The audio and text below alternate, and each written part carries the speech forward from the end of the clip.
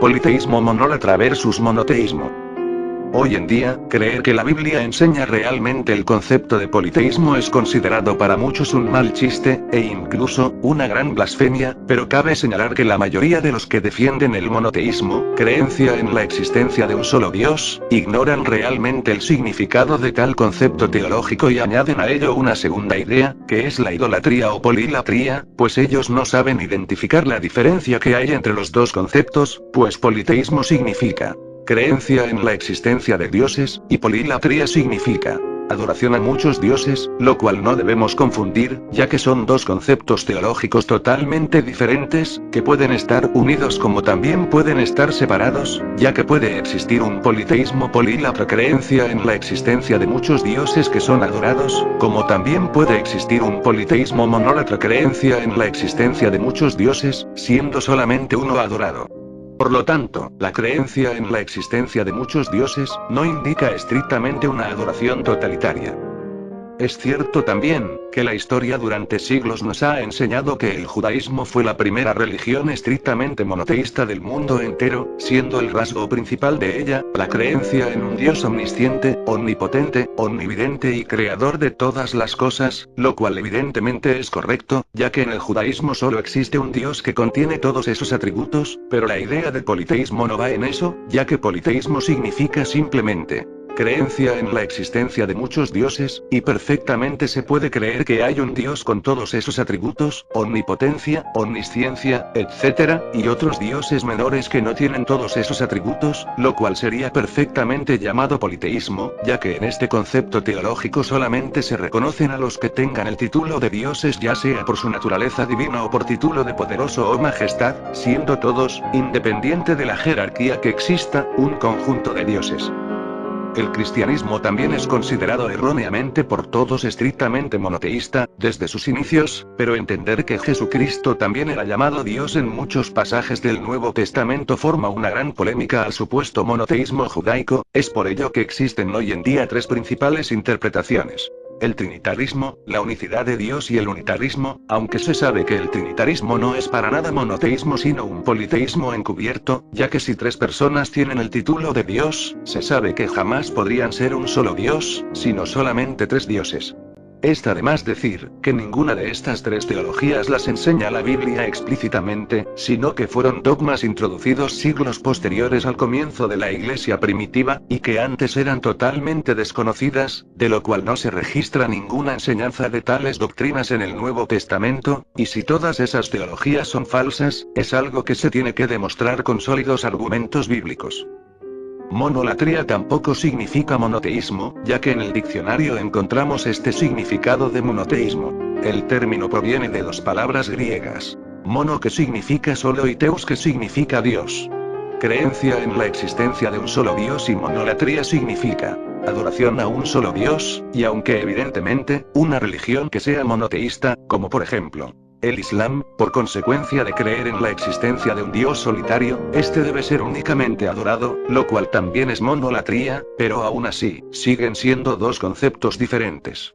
Aunque el monoteísmo siempre, por consecuencia, esté unido a la monolatría puede estar unido también al politeísmo, es decir, que se puede creer en la existencia de muchos dioses pero siendo uno solo digno de adoración, a esto se le puede llamar politeísmo monólatra.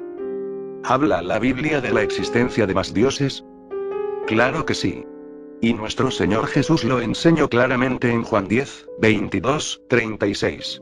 Un día de invierno en que Jesús andaba en el templo por el pórtico de Salomón le rodearon los judíos diciéndole: Si tú eres el Cristo, dínoslo abiertamente. Juan 10, 24. Y Jesús los exhortó pues no creían en él pese a todas las obras que él ya había manifestado en el nombre del Padre, y los judíos quisieron apedrearle, y entonces, Jesús les respondió: Muchas buenas obras os he mostrado de mi Padre. ¿Por cuál de ellas me apedreáis? Le respondieron los judíos, diciendo: Por buenas obras no te apedreamos, sino por la blasfemia. Porque tú, siendo hombre, te haces Dios.